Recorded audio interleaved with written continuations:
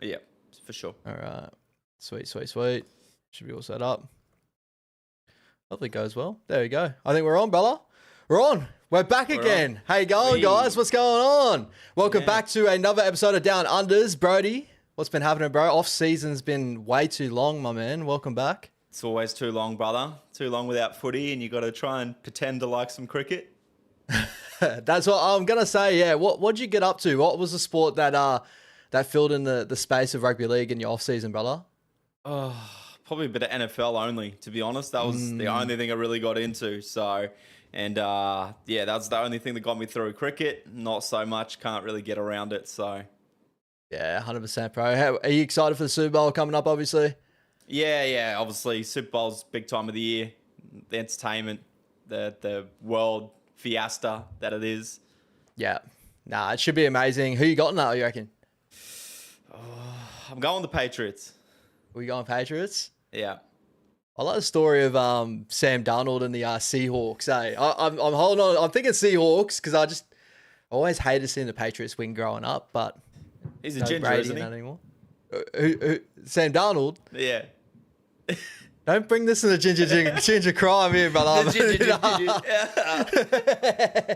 No, guys, thank you so much for coming through again. So sorry, my stream was scheduled for a little bit earlier, but hopefully people will start filtering in very, very shortly.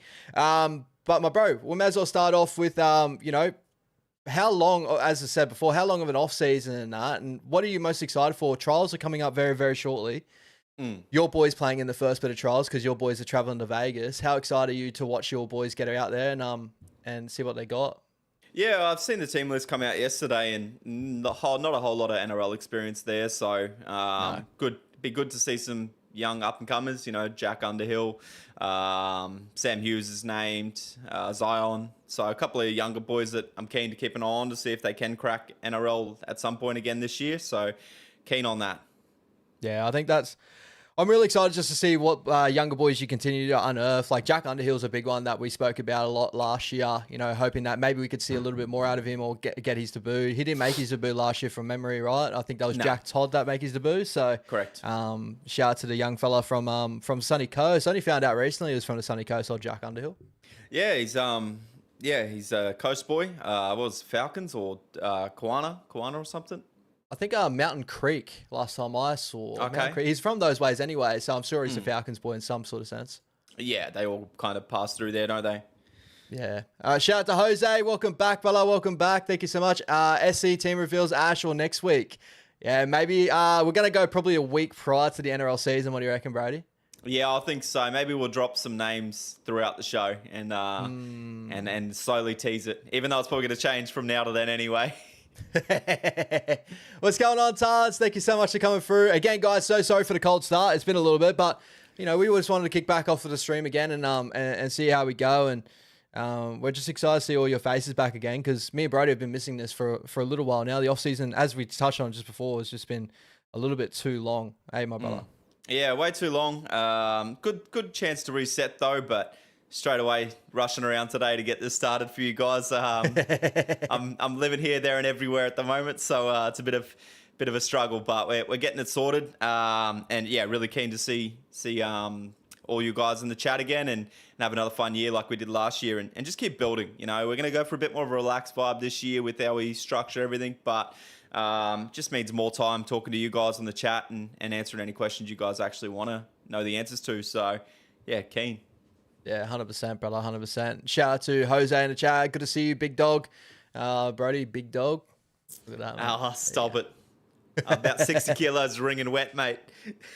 Well, we may as well talk about what we're getting up to this year, my brother, and how we're probably going to structure out the year. And then you go into a couple of other little things and a couple of other topics that we're getting into. But first of all, I want to touch on, we are starting up an OzTag side. How excited are you to play OzTag this year, brother? Maybe I can make some content around it, a couple of little short form videos or something like that. That'll be pretty crazy to watch, I reckon.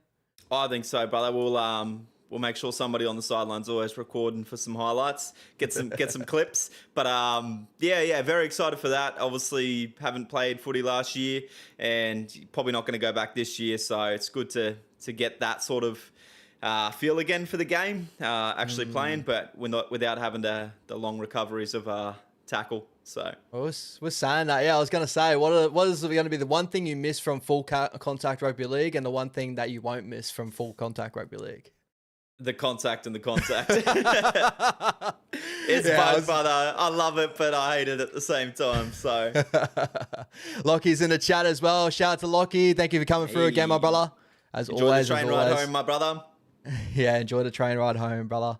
Hopefully he's not getting hassled in a train on his way home to Caboolture, baby. Have you met Another Lockie, big thing. brother? He's doing the hassling. Oh yeah, 100%. This man getting banned on TikTok and all that. We'll leave it at that. Never heard of anybody get banned on TikTok and Xbox Live in the same year. But here's your guy. It's about to be YouTube as well. You wait. Of course, it's a Titans fan too, by the way. So that's just how it works. My bro, yeah. So yeah, guys, we're pretty much as Brody kind of touched on. We're going to be a little bit more relaxed this year, just talking about different topics and stuff. We probably won't go too in depth into the games, but obviously talk about everything that we enjoyed to see over the weekends upcoming. But I think the biggest thing that I'm excited for at the end of the season, brother, is we're both going to America. I just wanted, obviously, we'll put that over the channel, and I feel free, guys, this year. If you want to donate or if you want to support a big trip over to America, feel free. I don't want to push anyone into it, but I just want to let everyone know that in October, me, Brody, and a couple of other mates, we're going over to America to experience a couple of different things over there, Bar. But anything more you want to add to that? Yeah, no, just obviously super excited. Going to check out some NFL, some NBA, probably some bull riding, hopefully some UFC all live in the States. So, yeah, very keen on that. So, see what the big hype is around how they do everything there and just get around it. But obviously that's a long way away. We've got a whole NRL season before now and then. So you'll see our face day in, day out. Week in, week out, not every day. I can't commit to that. But yeah, very, very keen. Very keen. Oh, 100%, brother, 100%. I see it in the chat already. Jose, how ladder predictions? Nah, not this week, brother. We might leave the ladder predictions a little bit closer to the NRL season as well. We kind of want to, stretch out this trial period as much as we can. So this week, we're going to be doing our top 5 players to watch for the upcoming season and all that sort of stuff. And bring it back here with Vegas, surely. Yeah, definitely Vegas is a part of our trip, brother. We're doing a road trip, so me and Ash are going to go full Brokeback style. So camping and cuddling and shit in the nice cool weather. So we are doing a pretty big road trip. So we're doing 17 nights overall and starting in LA and making our way over to New Orleans. So fairly big trip. So just going to motor home. Can't wait. Yeah, 100%. So starting off at LA, we're going to go to LA to Las Vegas, right? Shoot over to Grand Canyon. We're both excited to see the Grand Canyon, obviously. Utah, Denver, and then through Texas, right? Yep, through Texas and then finish in New Orleans. So keen. Yeah, see how big everything is in Texas, eh? Hey. Oh shit, we are here again. What's going on, Zach? Thank you so much for coming through, my bros. As always. All right, with all the formalities out of the way, brother, I may as well go through the trial games over the weekend. So you kind of already had a sneak peek of your team list with the Dogs versus the Cowboys for this week's trial. Is that correct? Yeah, I've had a bit of a gaze and not a whole lot of NRL experience there. I reckon a lot of those boys probably have a bit of a run, probably next week. Yeah, you got guys like Jonathan Sewer, Saluka Feeder, Sam Hughes, Gordy Chan-Tom getting lining up at number 9. How excited do you see that? Yeah, you're not a fan? It's not that exciting to me. I don't know. He's a good player. Don't get me wrong. Anybody's good to even be in that system and in NRL at all. So I'm not shitting on him, but I'm just like, Yeah, I didn't know you guys had Justin Matamua. That's really just come. Just popped up for me. I didn't know when you was going to end up getting Justin Matamua. Raymond Pudu is someone that I'm really excited for. I saw him in the under-19s Maroons fullback. I'm pretty sure he was the fullback for the under-Maroons. He was the kid that you got from the Gold Coast Titans. Kid's a little superstar, a little pocket rocker. He's got a lot of Keanu Kinney type to him, even though I think like every young, quick fullback is getting compared to Keanu Kinney right now. He's got a lot of that on him, so make sure you keep an eye on him. But yeah, good to see Helam Lukey back for the Cowboys. That's a big one. Yeah. So have they named a pretty strong squad, the Cowboys? Yeah, so they got guys like Robert Derby, Zach Labour, Jackson Paulo, Jackson Pudu,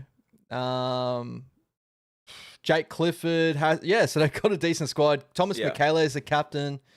Helam Lukey, Kai So O'Donnell, it's a lot Sam of guys. McIntyre. They're just trying to obviously cement down if they're getting that spot. Really, you know, they're the ones that are on the fringe to make that Cowboys starting squad for round one. Yeah. You would imagine.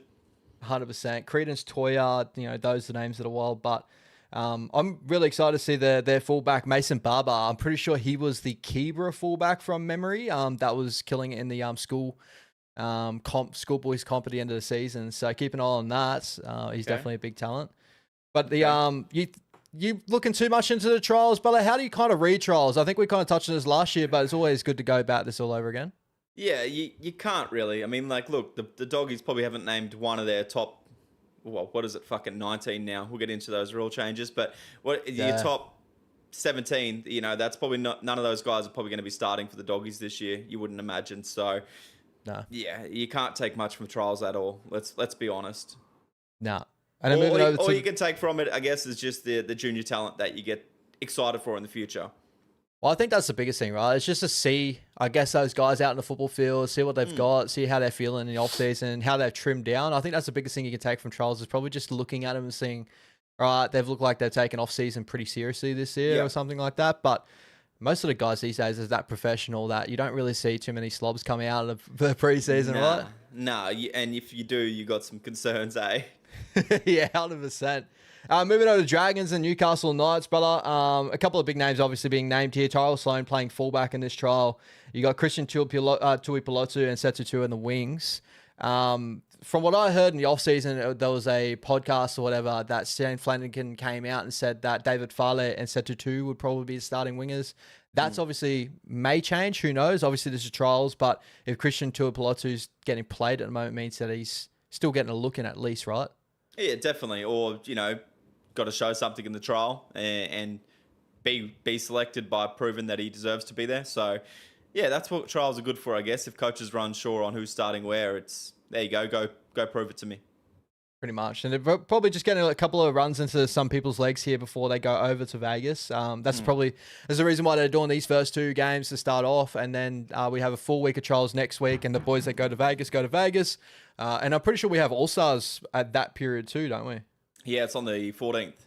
Yeah, so fuck, man, I'm so excited. It's the start of the year. I think everyone knows from now till October, and we're gonna have no weekend without footy. It's been well overdue, brother. Yeah, I'm sure the missus are gonna love it out there. So, I completely get it, brother. Just quickly, my man, we're gonna go through a couple of things. The rule changes are probably the biggest news coming out of today. To be honest, they've actually locked in the rule changes. The first one I want to get to, the kickoff change has been pushed. But it has a little side note saying they're going to actually trial it towards the end of the season to games that don't affect the top 8. Your thoughts on that kickoff change? What's the go there? It's still an NRL game, whether it's for something or not for something. It's don't do it. It doesn't matter if it's going to affect the finals or not. Like, you shouldn't be changing the rules in a professional game just because you want to trial something. Like, it's still a professional game at the end of the day. There's still money involved with fans going to see it, fans betting on it, and they could get screwed over by a new rule change. Like, it's pretty stupid. Well, I think that's the main sentiment about all these rules that are coming out. Is like, I feel like the game was in such a good place prior to this. So it's like, felt like it was an unneeded change to happen. Like, I think some of them I can kind of see, I can understand in a sense. Like, we'll get to the 6 man on the bench because I feel like that's more of a HIA sort of thing. And I don't think that's going to change too much. But the only thing it will change, well, may as well get into it now. The 6 man bench, right? So it's going to be 4 men can still only be used and they still have the same interchanges going on. But you got a 6 man bench to pick from. And I'm guessing that comes into effect with HIAs and stuff like that. The only thing I don't like about it is some kids that we're going to put into that 18-19 jersey, the 2 jerseys, are now going to be without playing cup or whatever to end up keeping fitness. So that's probably my biggest qualm with that. I can understand the HIA stuff, but your thoughts around that?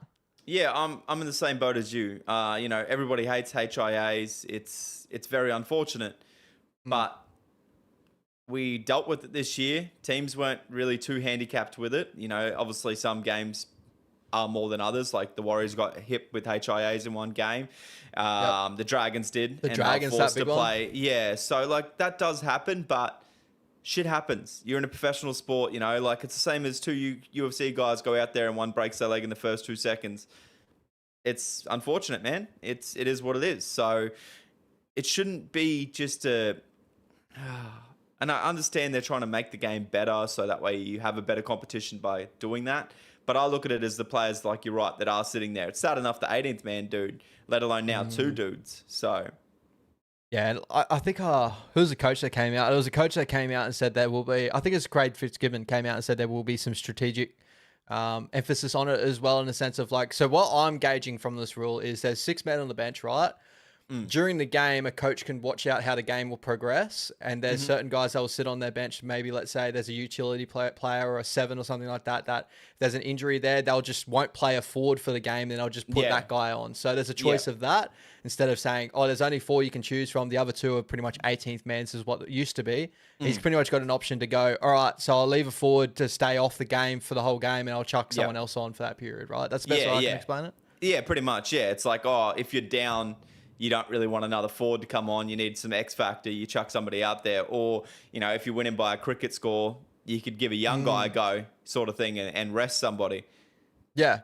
So I can understand it in some senses of it. Like when I'm looking at the Warriors team list, right, this is something that I was going through last night on Wise Up TV and, you know, trying to fit in certain players, that bench that we have. And it's just the way professional sports is. Some guys are going to have to get cut or not.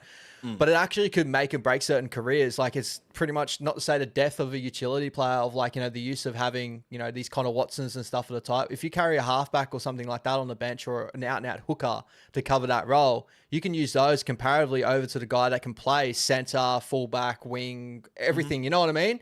You can still have that player, but I feel like now you can carry an outside back and probably like a halves cover and 4 forwards. You know what I mean? You could carry like specialists and not just utilities. Yeah. So we're talking about it was up TV. So like, you know, Sam Healy would probably more than likely be a 14 cover, which I'm happy with. I love Sam Healy to death, right? Sam Healy and Tane Tuapiki would probably be my two covers. And then the rest of it just go 4 forwards, and I'll probably play Healy. You know what I mean? And that instead of Tamate Martin. So are they going to do this in Origin as well?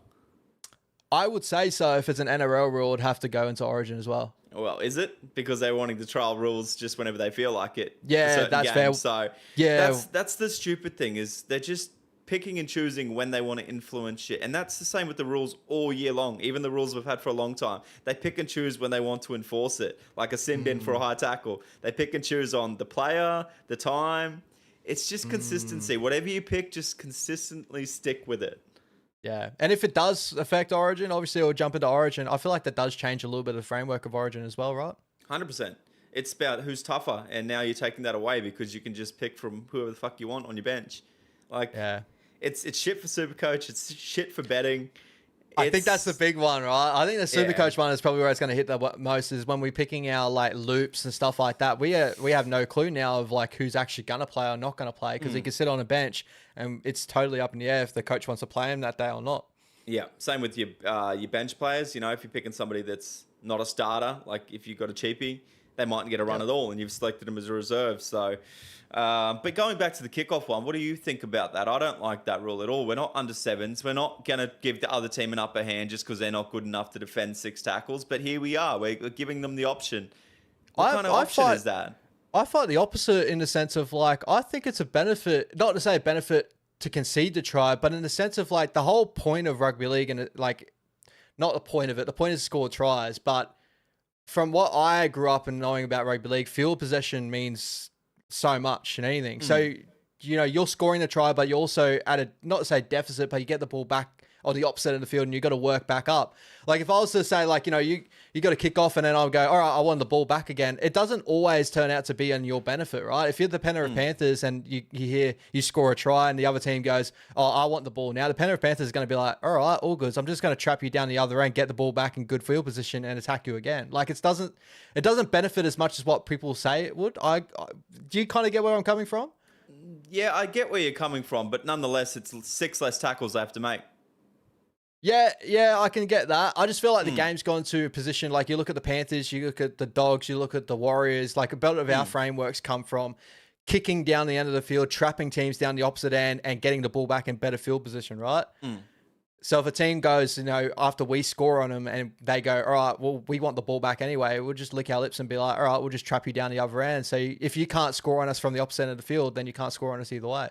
You know what I mean? Yeah. I can see that, but I don't think we should be rewarding the team that just conceded a try. Nah. I get that. And having the ball is a reward, whether whatever end of the field you're at. When you're making less tackles, that's a reward. I know what you're saying on like the building pressure down that end, but there's not a chance that they won't get a penalty or they have a good kick chase and then you are trapped down your end.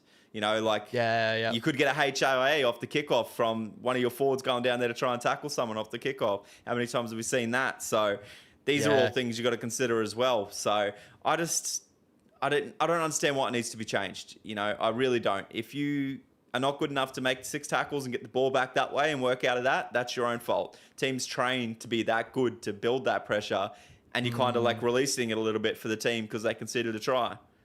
Yeah, I think I completely agree with you. In the sense of I don't like how it is judged. I'm just saying it coming from an angle of I don't even think if you make the change, I don't think it benefits those teams that it should be benefiting anyway. Because I feel like a lot of those teams, they struggle with that main part of the game anyway.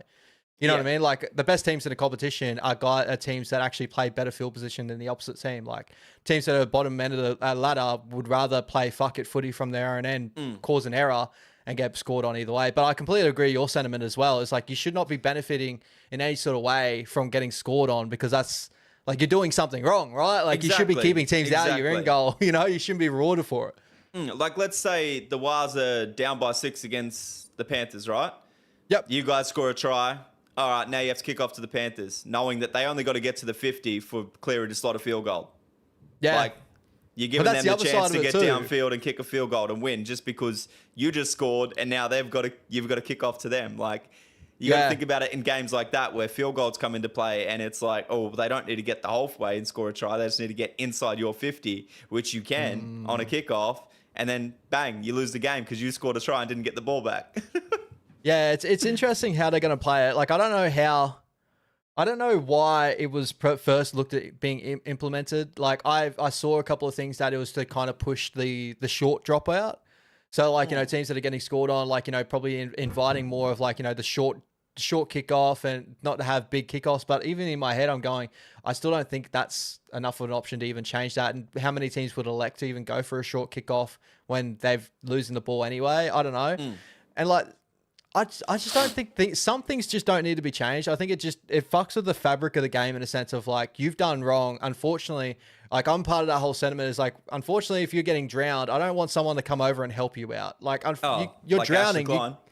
Yeah, exactly. Shout out to my namesake. But you know what I mean? I've always been against the sentiment is I don't like helping hands. I don't want someone to come over and, help someone out that's drowning. I'd rather that person find out a way to get out of being drowned. Yep. And a way to find out if you're worried about kickoffs, get better at kickoffs. Kyle Felt used to be able to put it up and the defense was right on the goal line. Yep. Get somebody that's good at kicking off to kick off. Figure out ways that way, not give them a helping hand with the rule book. We've had players do it before that are good enough to use the current rules to their advantage and just get better and better. But if you just change the rules so that way it's easier for guys, we're not going to see the talent grow more and more. That's what I'm worried about. Nah, I'm right there with you. And shout out to the little plug with Kyle Felt there. I was watching some off-season footy. It was the grand final all over again, the Broncos versus the Cowboys, and some of those kickoffs he was putting up, bro. Did Miami hang time to allow that team to get down there and smoke the Broncos off the kickoff? Incredible. Exactly. Figure out that way. Do something else, not just change the rules. So Paddy Richards. Paddy Richards was a good one. Christine Inu was a good kickoff. Yeah. Christine Inu. What other rule changes we got? So a couple of them so this one I still don't properly understand. It's probably just the wording of it and I'm getting confused, but let us know if you kind of get where they're coming from. But restarting the tackle count. So for certain infringements beyond the 20-meter line, the tackle count will reset, replacing the threshold of the 40-meter zone. So is that 20 red zone? Is that red zone set restarts? Yeah, I thought it already was that inside the 20 was a penalty. Was it inside the 40? So from my memory, right, basically a team would get over their 40-meter line And Yeah. that's when the set restarts will start happening. Oh, so now it's just over the 20. So now it's just over to 20. So basically Yeah. within that, so basically, yeah, it goes back to what it kind of was prior, right? Yeah, so you only get a penalty where you can choose to kick for touch if it's inside your 20. Yeah. Yeah, like if you're coming out of your own end and you're inside the 20. Yeah. So basically it's gone back to what it was prior where teams were holding each other down, giving away 6 agains. That was the whole reason why they brought that 40-meter line. You know, so Yeah. your 40-meter line, basically you're getting penalties all the way up to your 40-meter line so you can at least get out of your in goal. All right? Yeah. And then put kicks in. Now that's come back to the 20. Yeah. Yeah. I don't know why they reversed that. I don't like the whole rule of it anyway. Like if you commit a penalty anywhere on the field, it should just be a penalty. And, and the attacking team should be able to choose what they want to do. It shouldn't just be a set restart. I like the whole speed up of the game. It makes it better. But at the end of the day, teams use that to their advantage, knowing that they can't go for penalty goal. They can't kick for touch. And, you know, they will just slow it down and really slow down the ruck, especially when a team's trying to get a field goal, knowing that they aren't going to give away a penalty where they can take the 2. Unless it's a strip or whatever, you know. But if it's just holding down, they can just hold down and milk time away. Yeah, no, there's just ways that players learn to bend the rules, and it sucks a little bit. It like, you know, again, guys, let me know if I'm catching it wrong here. But Tan's asked even the questions as well. So it's a 6 again if it's in your 20, but a penalty outside the 20. Is that right? No, other way around. Other way around, Tan. So you've got to work it outside of your 20. Yeah, it's a penalty inside the 20. Well, that makes sense to me. And then anything outside of your 20, it's just a 6 again. Yeah, so the field between your 20 and their try line, you're getting 6 agains in. Yes. From the outside of your 20. Yeah. Yeah. I'm just going back to, like, do you remember, I think it was the Panthers that exploited this really well, where they were just kicking down and they were just doing set restarts. That was the set restart. And because the team couldn't get a penalty to kick into field position, like basically it was causing errors. Pretty much as similar as, like, you know, when a team just wants to sit in the in goal on their try line and defend a set restart, just be like, I'm just going to withstand pressure and allow you just to cause an error and change the game that way. It's going to go back to that a little bit. Do you see it that way? Yeah, I think so as well. That's what I hate inside the 20 as well. Like, if they give, like, it shouldn't be fucking 3, 4. It should be if they do 2 6 agains inside the attacking 20, they should get a choice if they want to take the 2, a tap, kick for touch. Otherwise, it's just constant, just 6 again. And you hear a warning come out every now and then automatically the penalties go away. Yeah, 100%. And you never really know what they're for, in all honesty. You never really know what they're for. Nah, pretty much, like, you know, the way I kind of frame it, because we use this in our State of Origin chat and all that as well, where you're talking about penalty counts and all that sort of stuff, because 6 again count, theoretically a 6 again should be the old school penalty. Yeah. And so now 6 again's getting thrown up willy-nilly. It'd be like a game that has about 30 penalties in a game. So they're finding penalties for anything, really. Exactly. And it's like, are they really that ill-disciplined, or are you just doing it for the sake of doing it? Or the team's just doing it for the sake of doing it? Like, there's just, the rule book just gets too exploited because there's too much inconsistency. And that's on the NRL to fix. That's not the NRL players' fault. They're just doing what they can do with the rule book to make it their advantage. And I feel like that's where it comes to, like, the momentum shifts in modern day rugby league is probably the biggest thing in the game, in the sense of, like, you know, a referee can feel the momentum for another side, give 60 gains, and you start to get a roll on. It's really hard to stop. So I feel like that adds to it. So I don't, again, this rule, again, guys, let us know if we got this wrong. But that's what we're kind of getting into this. If it's the opposite, right? If there's only 6 agains are going to get put inside the 20s, if we see it that way, even that doesn't make sense to me, right? It's just going to be like, again, it's going to go back to, well, they're just going to sit in the 20 and just concede 6 agains anyway, not worry about a penalty. Does that change anything for you? I don't really know, bro. I really don't. Do you know what I mean? Do you know what I mean? Like, so let's say like a team will get up to your 20-meter zone. Yeah. And then when they go over your 20-meter zone in red zone, then 6 agains start to be in effect. But in the middle parts of the field, it's just penalties again. Does that change anything for you? Not really, no. I mean, not really.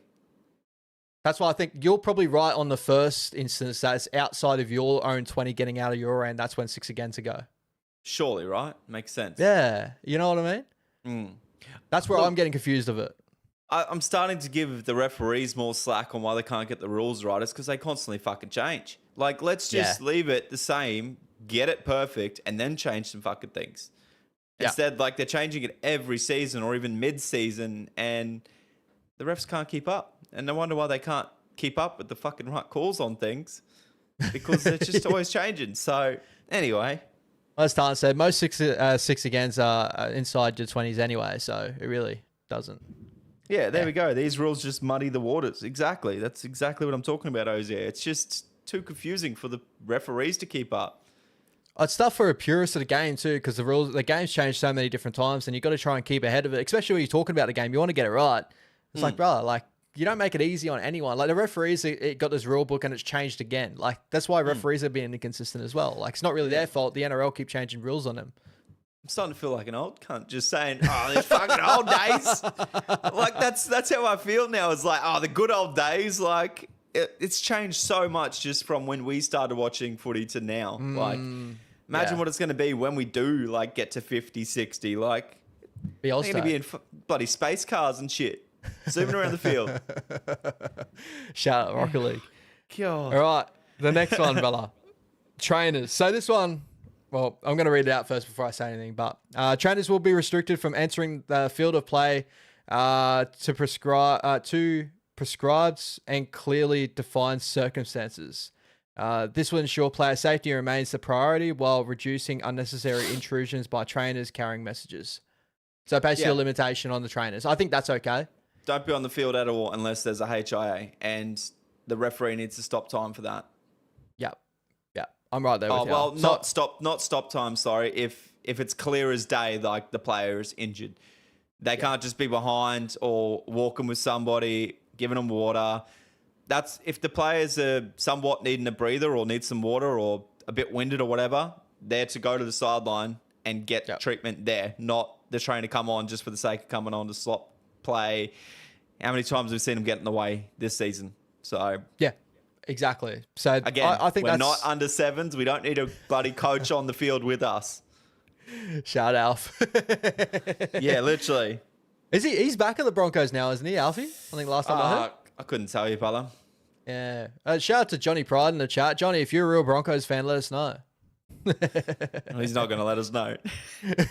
Love you, Johnny. Kickoffs. Yeah, that was the thing we just spoke about there before. So that's the new rule changes that I've got. Oh, here we go. The other one. Accidental breach. So 0 tackle and in goal. So there will be no 7 tackle set following a knock on in the in goal by an attacking team. So when a team's going for a try and they unfortunately knock it on in the in goal, it won't be a 7 tackle set. It will just be a handover.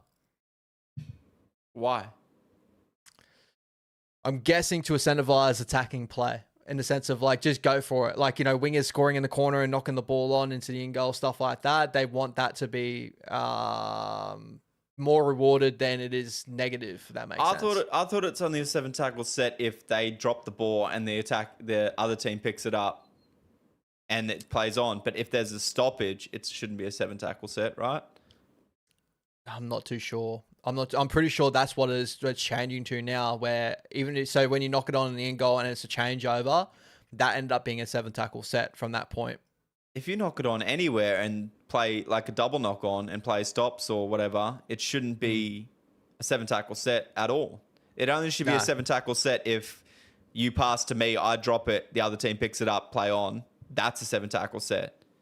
So I think it's just fixing maybe that broken part of the rule that if you knock it on in the end goal from scoring a try, it was getting conceded as a 7 tackle set and the team was getting out pretty much and using that as like a 20-minute restart. Definitely shouldn't be. Oh, like because they tap it from the 20 and shit, eh? From the 20 and shit, yeah.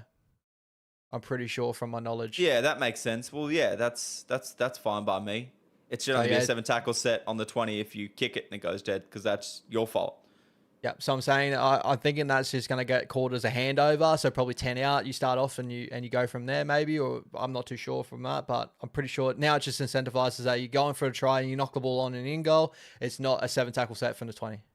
Yeah, that's fine by me. That's honestly fine. That and the trainers, we're cool. Yeah, for sure. Because like if you go to score a try and you come so close but drop it, why the hell's the defense team get rewarded for that by getting out to the 20 for free and having a 7 tackle set? Yeah, I think that's the thinking around it, eh? I like that I rule. like that. I like that. That's actually not See, too a bad. smart man came up with that one. Yeah. And then he came to the Lord. He's like, all right, so kickoffs. And you go, Yeah. nah, get out of the room, brother. Get out. You've done too much, bro. Get out, man. I think they just went around the table and they said to everyone, give me a rule. And you got 3 dumb motherfuckers. And then you got these 2 that actually gave somewhat all right rules. I'm right with you though. Like I get frustrated in the sense of like I felt like the game was in such a good place last year. Like it didn't really need to be changed. Like I understand, like some of these rules I do agree with, but I feel like majority of the time it's like we're changing too much too quickly, and these Just referees wasted 30 minutes talking about it. Well, that's exactly right. Right, it causes content. I love that, but that's why these referees get hounded on by fans all the time, unfortunately. And unfortunately, the NRL aren't helping them because they're changing rules again and again and again. Nah. Like how used to, referees, as we discussed about that 40-meter rule, the 6 again. There's been multiple times that I've seen that they've not called the 6 again. They've just called a penalty over that 40-meter line, and then stopped playing, going, "Oh, sorry guys, no, it's actually 6 again." Exactly. Yeah, it's too much confusion. Yeah, exactly. So that's going to change again, right? They're going to get out of their 20. They might blow a penalty and go, "Oh, hold up, guys. Sorry. Yeah, that's supposed to be this and that." That's where referees look unprofessional, and we should be more of a professional game, and that only comes from consistency. 100%. 100%. Yeah. Shout out to the chat too, guys. You guys are going absolutely incredible. Tan, so obviously with the trainer stuff, so Jaden Campbell can kick a conversion. Pretty shout much. out. What we got there? Jazzy. I'm getting sidetracked over here. Tans, did you have any question for the boys? Oh, yeah. So she was end up having that there. Jazz, so have we snagged Penrith's trainers yet? Yeah, we swapped our cup team basically with the Panthers at the moment. So see how we go there. And GT, that rule is pretty straightforward. Yeah. I think so. I think so. All right, my brother, we may as well jump into the season ahead, bro. Like, definitely a major season. A lot of stuff going on in the off season. Zach Lomax trying to make the moves to the Melbourne Storm, stuff like that. You got Dave Fafita going to the Rabbitohs. So I thought that we may as well give out our top 5 players for everyone out there to watch this season. Keep a close eye on who's the most exciting story of the season. That's basically the way I wanted to look at this. Who's our top 5 most exciting stories of the season? You go first with your number 1, your number 5, my brother, and we'll work in one by one. Okay. And I just want to throw it out to the chat as well. Did you like what me and Ash did last year with the whole grading on recruiting? Me and Ash are probably going to do a probably quicker summary of that in a few weeks or so. We're not going to do it over the 4 weeks like we did last year. I feel like we dragged it on a little bit too much, but we will and want to give that grading as we maybe do our season prediction. So we might do that maybe next week, the week after. We might dive into, grading, how we think everybody recruited, give them a grade on that. Ladder prediction and award prediction. So if you guys are keen on that, just give us a yell. But yeah, rolling into my top 5 my 5th player to watch. I'm going to go with Mitchell Moses. Ooh, nice. It's someone I didn't have on the list, but obviously carries a big name at the moment. Your thoughts, why? Injury prone, obviously. Last time we seen him really firing was that Origin game that he won for New South Wales there at Suncorp. So spotlight on him this year. Parramatta's moved on. Dylan Brown said, "We're going to stick with you, Moses." So obviously he's going to have to pull his injuries out of his game and hopefully turn Parramatta around. So I think you're in for a big year with him. And if not, Parramatta's made the wrong choice. Yeah, I'm big on that move. Like, I feel like his name's more up in lights than probably what it's ever has been previously. These last couple of years, since what he did for the New South Wales Blues, I feel like everyone's all right. Mitchell Moses, is right up there at the moment. So I'm really excited to see how he goes this year. So great pick there. My first one, my number 5 is Thomas Flegler. The guy coming back from all those long-term injuries. I'm just excited to see how the Dolphins go this year. They got a lot of hype around him at the moment, but with a guy like Thomas Flegler back in the middle, I'm just excited to see what we get there.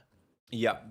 I could see that. He was on a tear there for the Broncos, and that's what got him the good contract there at the Dolphins. He was going to be a big part of their leadership group, and obviously hasn't got to play too many games for the Dolphins there. So shout out to a little sneaky Supercoach pick there for myself as well. So there you go. We love that. All right, brother, give us your number 4. I already brung up, the other half of this, and now I'm going to bring up the other half, and it's Dylan Brown. So obviously massive international offseason. Going to be the highest paid player in the game, and now he's going to show why, I guess. So all eyes on him, see how he gels with Ponga, and hopefully he can gel with Ponga enough to make Ponga stay in the game. Yeah, totally agree. Like, after what he did in the Pacific Championship as well, I think he kind of put a lot of naysayers to bed just a tad. But obviously the big storyline is going to be coming this year for Newcastle with the big contract and all that sort of stuff. That will be hanging over his head. And I'm sure, hopefully, Holbrook's putting things into place to make him play his best type of footy.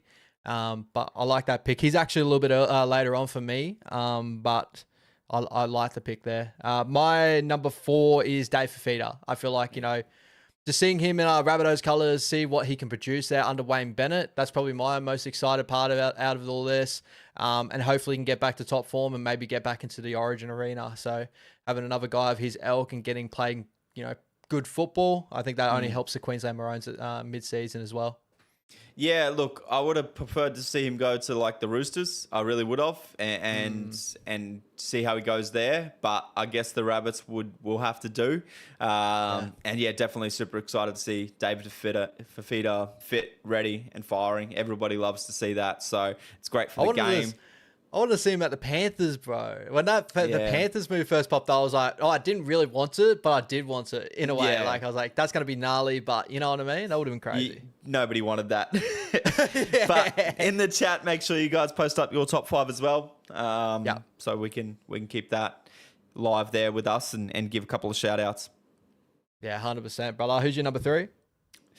What order do I want to do? I didn't really put them in order. I'm making this up on the go, all right? So my number 3 is Sammy Walker, all right? So my thought process behind this is DCE's obviously coming. We've seen some spoilers that he's got the number 6 on his back for their photo shoot. So that means Sammy Walker's still got the keys to the kingdom. So it's going to make or break how we see the Roosters in the future, I guess, is they've stuck gun-ho to Sammy Walker. Let's hope Cherry Evans goes there and betters his game and doesn't take the spotlight away. And I think if he does that, he's got a lot to learn off Cherry Evans, and we'll see an outstanding Sammy Walker. Yeah, I'm right there with you, bro. Sam Walker sounds amazing. I've got his partner a little bit later on too. I'm not sure where you're going to sit that, but I think that combination is something that I'm really curious to watch to see how it goes. Like, for both sort of senses, I don't think it will work as good as what probably some people do think it will, but I'm really excited just to see how it plays out. So definitely excited to see that. My number 3 is Casey McLean, someone I've been really high of, and he's probably pushing me to looking at the Penrith Panthers. Penrith did very well to get themselves in a position they did last year. His Pacific Championship, his growth that he's undertaking, I think that he's got the ability to push Penrith and with that squad all over again to a premiership threat all over again. I'm excited to see what he can bring, and he could be one of the most damaging centers in the game. I think by next season for sure. This season, 100%, brother. The leaps and bounds he made just last year in season alone, I honestly didn't think that he was going to be a good center. I more so seen him as a winger, but he really just turned that around and proved me wrong, and he's still only 20, so the kid's obviously a sponge, and he's just learning everything he can there in that Penrith system, so good shout out there, brother. And we're going to jump into the chat. So what do you got? Tans. I don't know who that is. Is that the Dolphins winger? Yeah. He's the Dolphins, the guy that tried to get into the fight with Spencer. He's the edge back rower forward, middle forward. Yeah. Yep. Good shout out. For sure. Yeah, good shout out. He's been a name on a lot of people's tongues in the offseason. Dave Fafita, Selwyn Cobbo. Someone that I thought about for a little bit there as well. So Selwyn Cobbo is a good shout. Selwyn Cobbo is a good shout for sure. I see Brendan Smith there. I'd love to see Brendan Smith get back to his fine form. That's definitely a sneaky one. There's another Supercoach one too. Yeah, Hosier. Yeah, there you go, brother. There you go. Take notes. The toilet inspector. Oh, brother, definitely not. I think it's just eating good. Yeah, we eat good, look good, baby. That's how it goes. That's it. We've got Sanders Smith in the chat, and we've got Ethan Strange. Yeah, Ethan Strange is getting a big one now. He has to be the main man without Fogarty there. All right, let's move over to our 2 and 1, brother. Number 2, who's our second most, that you're going to watch this season, that you're most excited to watch this season? Jacob Preston for me, brother. The development under the man, right? Very, very keen to see him form that combination with Galvin there with the full off season. So very excited to see that. Now with the news of Angus Crichton leaving the game after 2026 as well, opens that door for Australia, New South Wales. You know, Presto was around that camp last year. So we'll see him take that to another level and be a shining light. So I'm very excited to see that man grow some more. That's what we might do in the next episode or in coming episodes. We might do our bold takes for the season because, you know, Jacob Preston for Origin shout could be a very, very good one. Wouldn't even say that's too bold, but I'd say that's probably a really good little shout. You got Dylan Lucas's of the world, all that fighting for that spot. I think he's right up there, Jacob Preston for sure. Without My number doubt. 2 is a guy that we spoke about just before, brother, Dylan Brown. I think that, you know, he's been a name on everyone's tongue coming to the season. 2026 is a big year for him. But I'm just excited to see how Newcastle can get the best out of him, how, you know, KP works with him, and just see if Newcastle can get it together. I think that's the biggest thing. Yeah, I think so, brother. And I think he'll go well for them if they can keep their spine on the park. Yeah, 100%. And drum roll, number 1 for you, baby. Number 1 for me is JC, brother. Jaden Campbell.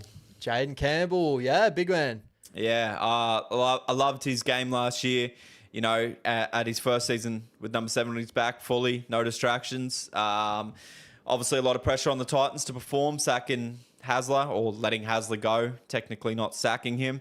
Bringing in Queensland assistant coach, you know, the pressure's on to try and keep the star players of Tino there and everything else. So I think Jaden Campbell really does hold the keys to the Titans' success. And I think that he's going to be a shining light again and, you know, could be a sneaky option for Origin down the line. Nah, I love it, brother. He's definitely a freak of nature when he gets his game on. I know just as well as a Warriors fan, I think he always plays some of his best football games against the Warriors. 100%. So I'll be watching him definitely very closely against the Titans. But great pick there for your number 1 player to watch this season. Yeah.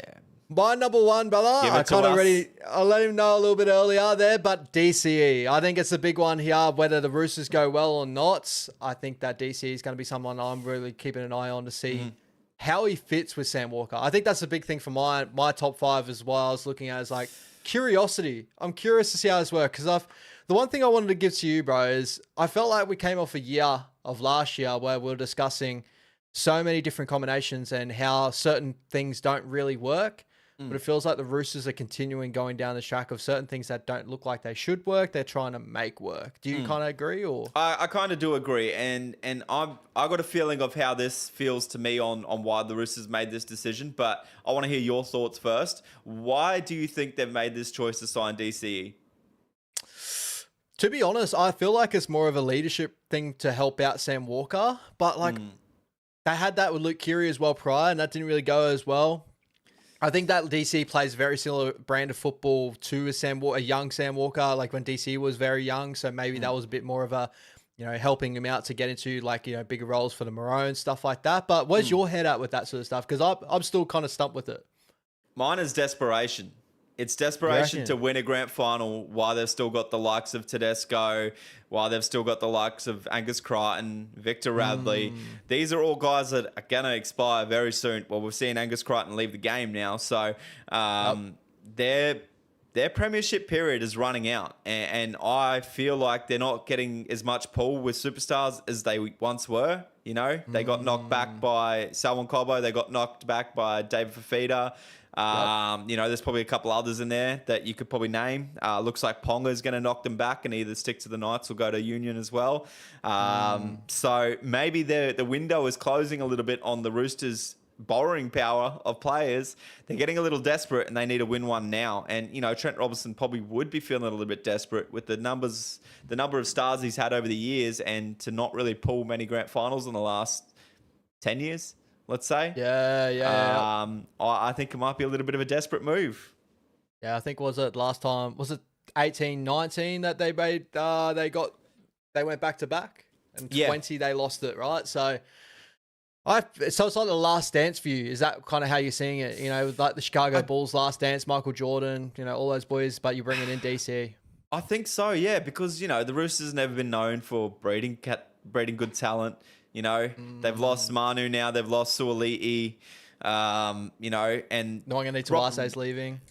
Yep, exactly. And, you know, Robert Toy has been a shining light, but other than that, in their back line, they haven't got much more coming through. And I know they'll probably sign some stars, but, and, you know, I could be wrong. If anyone follows the Roosters junior system, let me know if they've got any talent. But nobody jumps out to you like you see in the Warriors, or you see like a Mitch Woods or a Cody Black, or Kobe Black, sorry.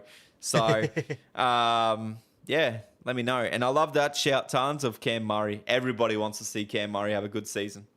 I know they got the Rodwell boys coming through currently right now, and you got players like Blake Steep and that, but I kind of do agree in the sense of like, you know, players to take these mantles of these big other players, like they're usually known for bringing in superstars to fill in these roles and to continue to get a premiership, and that's how they kind of work. So, did you know, I heard this the other day as well, it's gone completely under radar. The only way I've noticed is listen to other podcasts, but Tommy Talau is now at the Roosters. Yeah, I knew that one. I did see that.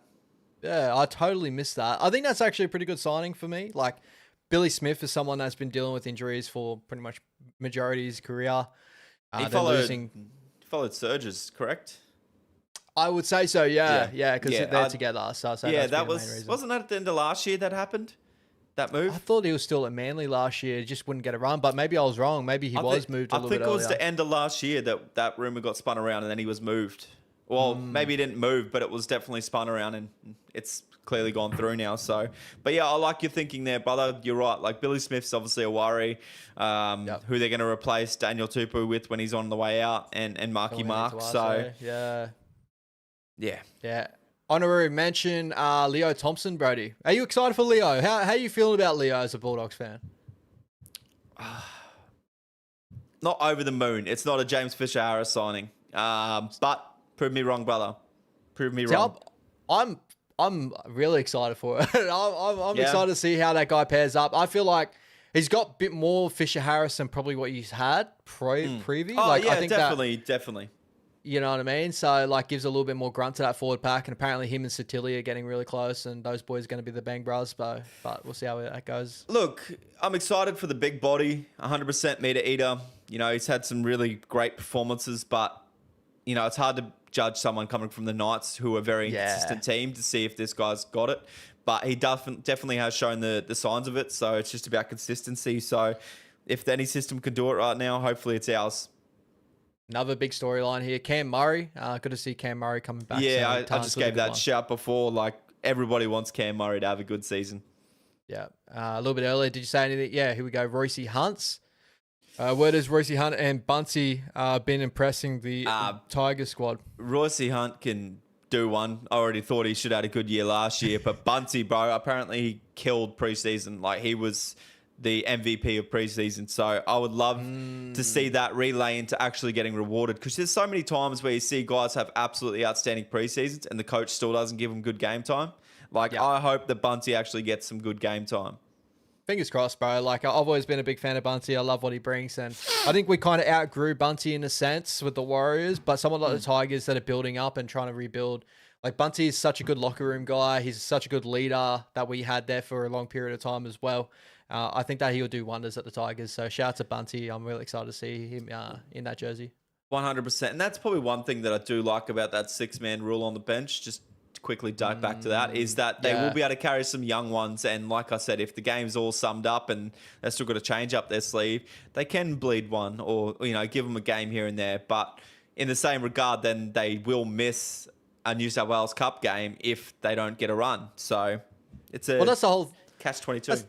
That's the catch-22, right? Like, I'm thinking of, like, players that are looking at debuting this season, or people are looking at trying to, like, chuck into teams this year that are coming off the bench, and maybe they'll play 15 minutes a game. Would you preferably want to play 15 minutes of first grade or a full game of New South Wales Cup? You would obviously want to play first grade. You know, like in my stuff that I've played, like reserve grade and BRL, I much preferred playing a full game of reserve grade instead of like 5-10 minutes of BRL. But Yep. when you're at the NRL level, that's probably different. You probably would want to play that. That's like the top tier. So you could say Yeah. you've done it. So But would you like development-wise? Would you prefer maybe to play a full game and test out your Yeah, full for skills sure. instead of 15? Yeah, For that's sure, kind of where I yeah. was coming from. It was like it would be good for them though to get a taste and then go back. especially But if to it's do it like week week in, in, week week out? out. Yeah, exactly. Yeah, 100% with you, brother. Yeah, that's what I'm kind of looking at. But yeah, there's going to be a lot more Supercoach chat a little bit later on, Jose, for sure, coming up to the season. He's just And we keep may- trying to get us out of us, isn't he? He wants these names, bro. They're popping up left, right, and center. But you know, Cody Walker, yeah, we love to see Cody Walker. Hopefully, he gets back to a full bill of health as well. But we may as well touch on Supercoach, bro, before we go. We're probably going to wrap up in another 5 minutes and that. But our plans for Supercoach this year. So we've redone our league again, guys. So we will be putting the league code. I'll put it in the description down below, but also with the next show, I'll put it into maybe in the comments as well if you want to find it easier. So feel free, guys, jump into our league. I might even do a little sticker and put it down in one of these corners or something so you guys can see it. Sure. You can jump into our Supercoach league. Did really well last year. It was really competitive. Pretty sure we didn't win it last year from memory, right? I think you did, brother. I thought that I got beat by what was his name? Oh, in our league, yeah, we did. Yeah. Oh, mate, killed it. Liam from Eliminator. Eliminator. Shout out to Eliminator. So Yeah. we go again, and hopefully we can beat you guys in our own leagues, right? It's a bit harder this year. It really is. I struggled to really find what I did last year, really, but we'll see what happens. Yeah, I found it a little bit tough this year as well. Like there's a lot of cheapies that I can put in certain places, like a fullback. I'm contemplating between going some big fullbacks and then going to some like good price fullbacks and stuff like that. But the other thing I wanted to touch on is, guys, I want to throw it out there to you guys. Would you guys be interested in, me and Brody were talking about this the other day, maybe doing a draft league? So it's going to be first in best dress. So it'll only be a certain amount of numbers that can get into the league. But it will end up doing a draft night that me and Brody will probably look at, streaming on the Wednesday night. And basically 1-for-1, we'll basically be talking our thoughts of who we're going to draft next and stuff like that when we get to it, just talking through while you guys are drafting players as well. So would you be interested in a Supercoach draft league? How do you feel about that too, Brody, while we're on it? Yeah, look, we'll give it a crack. I'm not sure exactly how it works, but by all means, we'll definitely try and get that ball rolling. But obviously, our main focus is Supercoach. But yeah, if anybody's keen to try and work that out, we will. But it might be a lot of two things going at once, and we might just stick to Supercoach. So me and Ash will give that a bit more of a suss when we have some time to catch up on a weekend or something, and we'll really roll it out if we want to roll it out, or just nail down on Supercoach. We don't want to bring too many rules in, we want to stick to doing what we do well. So exactly. So we're just trying to nail it down what you guys will enjoy and what you don't enjoy, basically. But with draft, it's kind of just a little bit more of a, if let's say Nathan Cleary gets picked up by my man Brody, that means no one else gets Nathan Cleary. I'll have to pick up Mitchell Moses, or I have to pick up someone else. You know what I mean? Yeah. So there's another way of playing that Supercoach. If you guys are interested in that sort of sense, let us know. We'll have to get a decent, positive response to jump into that. Jose's already doing fantasy in Supercoach again, so shout out to Jose doing the double whammy. Yeah. Might be a We little did bit that too pride. much, but we'll give That it a was crack. tough, eh? Doing fantasy and Supercoach at the same time. It was, because you end up picking the same players and then you screwed on the same thing. And not a fan of fantasy. Nah. Jazz here, man. I want our whole club to grow in every role, but one I really hope to see is improvement and variation is Stacey and the attacking coaches side of things. Yeah, look, the the Warriors. Warriors' defense has obviously improved leaps and bounds. It would be nice to see the attack go through the roof. And to be fair, I think it was on that path last year. And then obviously the key injury of Luke Metcalf really handicapped you guys. But your thoughts? Yeah, very similar. I think that with cohesion and time, our attack will end up clicking. I don't think we'll ever be a high velocity attacking team, what the Warriors used to be, but I don't look at us that way. I don't think you can be competitive being the best attacking team in a competition, but you can be competitive being the best defensive team in a competition. So I'd like an uptick in that area, but I'm not too phased as long as our defense is good and we're a very tough team to beat. That's probably where I'm hanging my hat on this year. And I'm sure AKP and players like that will end up giving an uptick in those areas as well too. So we'll have to wait and see how that plays out. Toilet Inspector, great question here. How big an effect do you guys think that the Storm losing Pappenhausen and Katoa will be? Massive. I think it'll be massive. Like Sua Falongo will be a killer. It'll be very X-factory, but the comms, the experience, the connection with Paps and Hughes, Munster, Grant is going to be a big loss. You know, Sua probably won't mold to a system as well as someone like Pappenhausen, so they'll struggle a little bit in that regard. But Eli Katoa was the massive miss there. So I dare say we'll see the Storm drop a little bit, especially around that origin period. Yeah, and like, you know, they're filling in names in that position that I don't think can live up to, like Eli Katoa for a big one. Eli Katoa, probably for some people, the best edge back rower in the league last year.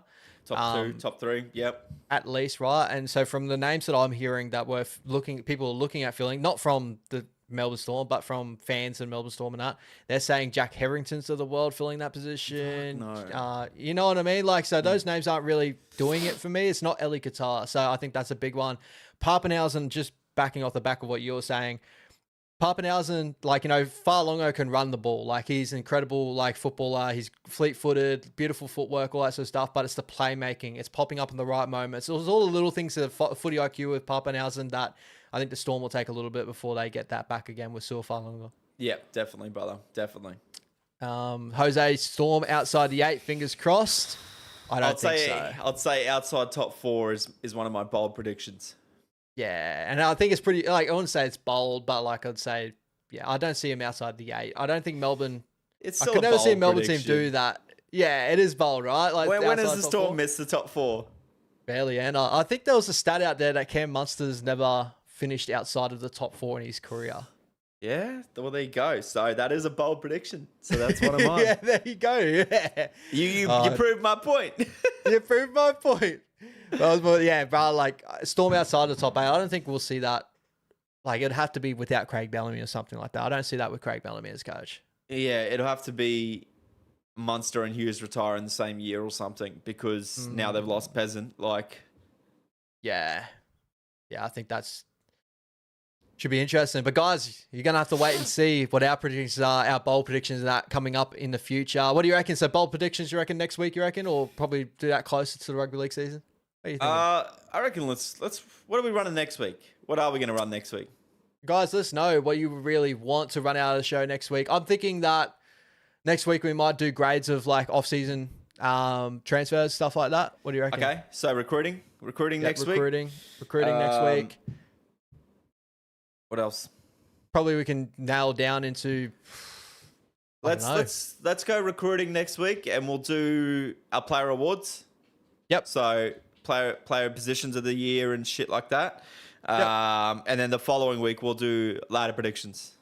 And then bold predictions on that. Yeah, ladder and bold predictions. There you go. Jose wants ladder and predictions and team previews next week. We'll leave that for the round 1, so that way we get a good sense of the trials and stuff. All right. Yeah. And that's probably still a week before round 1, so we're giving that to you early as well. And then before round 1, we'll be, previewing the Vegas teams and our SuperCoach teams. And we will definitely won't forget SuperCoach for you, Jose, mate. So that'll be probably 3 shows from now. That'll be leading up to Vegas games. Yeah. So next week we're probably just going to look at off-season reviews, so their recruitment stuff like that.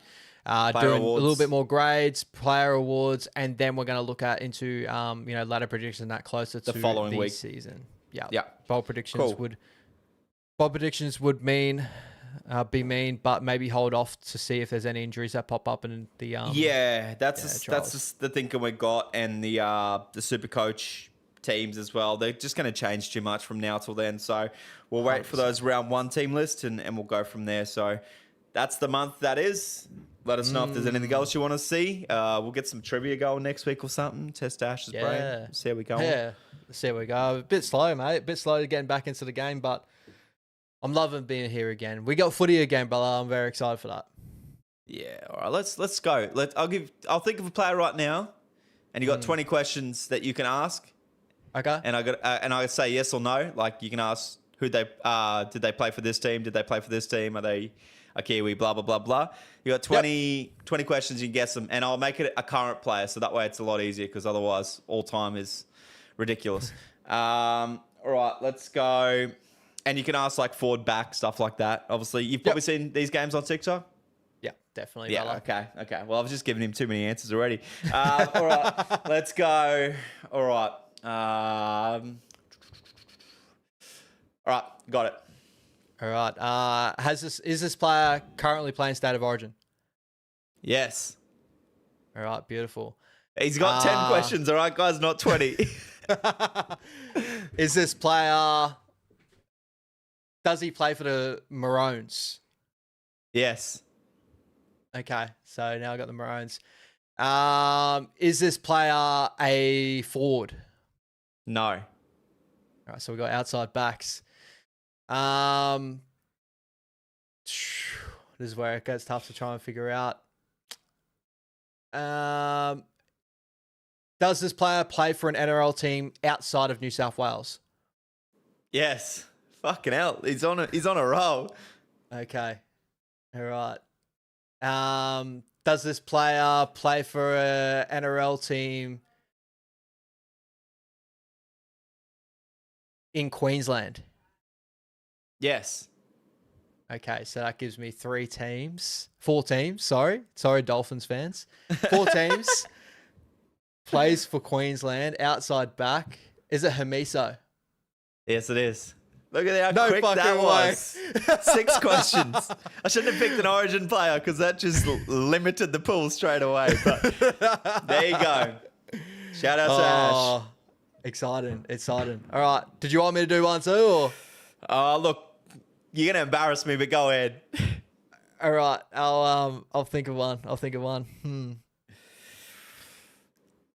We'll keep it current, eh? Hold on. Definitely. I might pick out a card. What I have here. All right. I've got it. Are they active? Yes. All right. I don't know how many cards you got. Too many. All right. Did this player feature in any off-season games? No. Fuck. Did this player play finals? Yes. Like, did his club play finals? Yep. Yep. Were they in the grand final? No. Is it a Sydney team? Yes. Who made the fucking finals?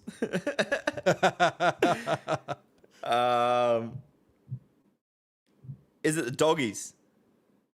Yes. Oh, all right. We're on. Forward or back?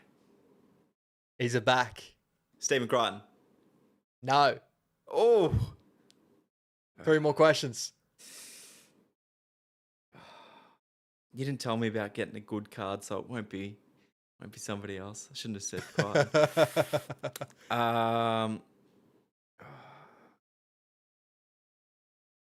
Are they Australian? Yes. Fucking doesn't narrow it down much. Is it a back as in like 1 to 5? No. Matt Burton. Yes. Hey, there we go. Matty Burton. Just in time. I was going to let you know. I was going to be like, he should have played some sort of representative footy at the end of the season, but yeah, not these days. Yeah, because he didn't even go to camp, did he? Nah, didn't go to camp, didn't go anything. But shout out to Matty Burton. I'm pretty sure I've held on this card to give to you, but yeah, there you go, Matty Burton. Oh, look, maybe when I finish my house, brother, I'll get my my study properly. And funny that, the next card that's in the thing. Hey, look at that. We just How knew. crazy is that? We just knew, mate. We're not knew. magic, I swear. This wasn't pre-planned. All right, just quickly, guys, before we go, a couple of questions here. Jose, Brody, are you playing Rugby League Live 4 or 5 or whatever? Nah, brother. Nah. I haven't played games in a long time, to be honest. Yeah, and he kills me on him every time we used to jump back on it, so I'd rather him not. Yeah, Dash doesn't want that. I've still been playing a little bit of Rugby League 25 whenever I get a chance, but I haven't been playing games in a long time either. Well, my Rugby League 25 team still is pretty good pretty good. I'll give you that. It's pretty good. Yeah. It's pretty good. My pro team's pretty good. Not spending any more money on it, I'll tell you. I was going to say Ash got in trouble spending too much money, so he got banned. Oh, that's happened to me many times. But just quickly, quick thoughts on UFC 325. We may as well just nail it down. Volk versus Lopez, brother. Yeah, a Volk bit of a getting letdown. Like great, obviously for Volk. Aussies, Volk. Australia. Everybody loves a Volk win, but disappointing the UFC to put that on and kind of get the same result as the last fight that happened, not even a year ago. So that's the UFC's fault, though. That's not the fighters' faults. But yeah, I just expected a bit more urgency from Lopez, and I probably did expect a bit more from Volk to try and put a capitalized punctuation mark on that. But nonetheless, dominant performance. Let's see Volk get at least another 1 or 2 under his belt and right off into the sunset. Horrible scorecard, whoever the guy that gave 5 rounds to Volk. Yeah, I didn't see that. I seen I probably had it 48-47. Yeah, that's probably 48, 47, 49, 46, but definitely not all 5 rounds Volk. Yeah, I had it either 4-1 or 3-2. It was close. That knockdown, I don't know how he would have gave any of that. Like, neither do I. And to be fair, those other fights that are on that card. Shout out to one of the boys that I used to train with, Donmar Pham. I trained with him in the base training center for a little bit, but he's training out of Compton's. He got his win in his road to UFC fight. Nice. Great win there. Who else had a good win? That Sal kid. He fought really well. Yep. Another killer performance. So obviously Jamie Malarkey's pretty easy these days, but nonetheless, still dominant performance. Still dominant. Dan Hooker, give it away, brother. Justin Tuffer, go back to I kickboxing. heard my boy Dan Hooker like that, man. He's a show fighter, bro. He's a showman. He is, but the show is him getting beat up these days. So, yeah, look, legend. Put him in someone that is just going to stand and bang with him, though. Like fun fights. Like that wasn't a fun fight. Like that was you knew that he was going to get taken down. So that's pretty much how they're going to beat him these days. Yeah. Nobody else really that great, eh? Nah, Taito Vasa, did what Taito Vasa unfortunately doing these days, but tougher. I think that unfortunately, Junior. The other kid, Aussie kid, Milcalf. He's on the prelims. He had a dominant performance. Got the sub. Yep. What's his name? Malkoon. Jacob Malkoon. No, not Jacob Malkoon. He won though, didn't he? Yeah, he did win. He had a good performance. Jonathan McAlfee. Oh, okay. Shout out to Jonathan McAlfee. Yeah. Yeah, dominant another Aussie performance. And Cam Roaston out of City Kickboxing. He had a dominant performance as well. Yeah, I missed a couple of those early fights. I tuned in for the big ones, and card could have been a little bit better. No, that card was supposed to have Nunes and that on it too, wasn't it? Yeah. No, that was last week. That was last week. Yeah. Yeah. Shout out to Rufy. Dominant performance. Yeah. That was outstanding performance. Like he was apparently sick as well, like a week leading in. So to do that to a guy like Raphael, Fazeev, bro. I love Fazeev so much, and I thought that fight was going to be like, but Rufy, fucking hell. Dominant. Oh, the knockdowns, crazy. Yeah. Couple of questions quickly, bro, before we go. Do you have any cards graded, Ash? I have a couple graded behind me. I have like a Darren Lockyer one there. GI. Yeah, my GI. I haven't got that graded yet, but worth a bit of money. I'm excited. I'm happy about that. I have to do a little bit more of a tour of my cards. Jazzy, Brody, who would be your favorite player ever that donned the mighty ass Warriors jersey at some stage in their career? Oof. Brent Tate. Nigel Vungana, fuck off. Nigel Vungana, I reckon, brother. I love Nigel. Yeah, I love Nigel Vungana as well. Yeah, I love Nigel Vungana a little bit more in the Doggies jersey than the Warriors jersey, but obviously ex-Warrior as well. Either him or the beast, Manu Vatuvai. Yeah, no one can get past Manu. Manu's a big man. He's a beast, brother. He's a beast. All right, my man. I think that will probably be it, or we'll just continue to go in all night, honestly. I would have finished mowing a bloody lawn, so... Oh, well, have fun with that. All right, well, guys, we'll let Brody go mow some lawns, and I'm going to go watch some Married at First Sight because that's what older men do these days with their That's wives. what married people do, apparently. Nah, but guys, thank you so much for tuning in again tonight. We will be obviously flushing things out a little bit more week in, week out. We just want to jump back on and let you guys know what our plans are for the season this season. We're obviously very excited the rugby league's back on again, and Supercoach will start off again soon as well too, guys. So get excited for that. But anything more you want to add, Brody, before the trials this weekend? No, excited for the year, guys. Glad to see all the same familiar faces back. Hopefully we can branch out a bit more and get some more viewers and bring some more people into this great community that is in this chat right now. So, yeah, excited. Very excited. 100%, brother. All right, guys, have a good night. Thank you so much. Enjoy your trials this weekend, and up the mighty Warriors as always. Go the doggies. Later, Bolt.